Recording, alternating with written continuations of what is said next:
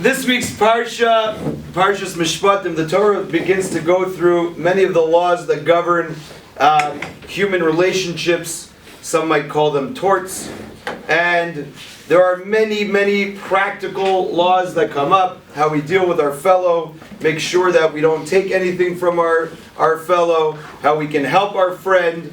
But the first law is a bit of a curiosity. The Torah starts with a bit of an obscure law, and the Torah talks about the law of a Jewish slave.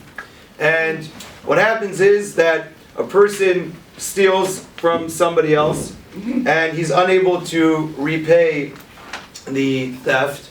So the Torah says in order for him to repay, he has to sell himself as a slave, and he's going to be able to pay back through the money that he earns as being a slave.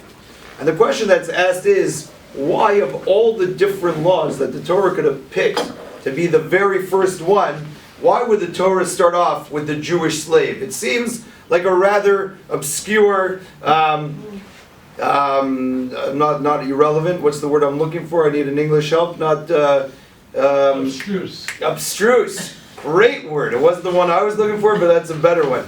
It seems like a rather abstruse law. Why do we start with that? So here's the answer. The Torah wanted to use an example, a very stark example of what all the laws are for, and I will explain.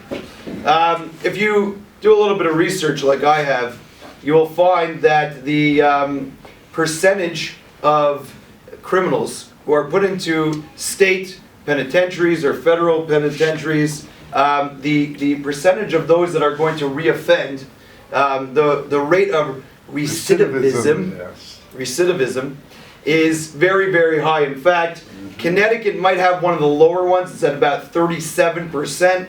The national average is about 43%. That means a guy goes into jail, he was punished for doing something wrong, and he's released, and within 3 years, 43% of those people are going to reoffend, and they are going to be back in jail. And of those 43%, statistics say that about a half of them are doing something new, a new crime. What's going on? They're going into jail. Shouldn't they be rehabilitated? Shouldn't they come out better people? And the answer is no. Why? Because what's jail about? Jail's punitive. There's not much rehabilitation going on in jail. They go into jail. It's supposed to be a deterrent. Hopefully you're wise enough not to commit a crime because you don't want to spend your life in jail. But really that's not what happens. You go into jail, you meet with hardened criminals, some that are doing things that are worse than you. You're going to become a failure, you're going to sit your time, and you're going to be back in jail after a few years.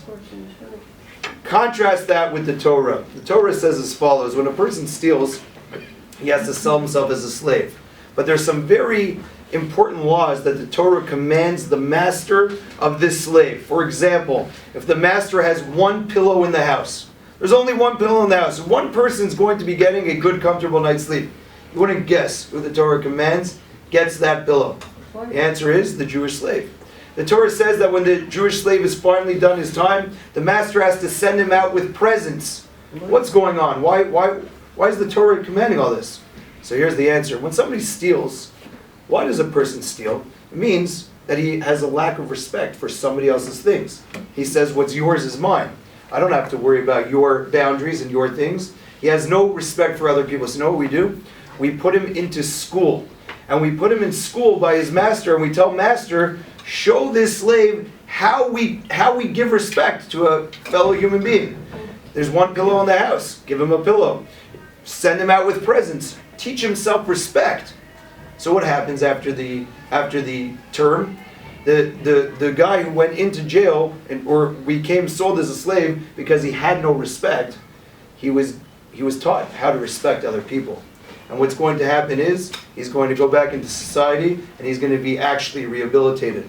Here we have a very clear example that the Torah doesn't just give laws. The Torah's laws are for our benefit, to make us better human beings. And the Torah, Hashem, in His infinite wisdom, can think through all the circumstances. And when He commands us to do something, it's for our benefit. So the Torah used the Eved Ivri as the example because it's very clear. Now that we understand this funny law of the Eved Ivri, we realize that it makes so much sense. It's to better humanity. And the Torah wants us to realize even those laws that we don't necessarily understand, how is that better for humanity? Each and every one was designed by God so that we will live much richer, more fulfilling lives. So when we come sit together and we learn Torah, we have to realize, A, that we're plugging into the wisdom of God, and B, we are literally enriching our lives and we're going to live happier, healthier, or productive lives. Thank you for listening. Have a wonderful week. Thank you.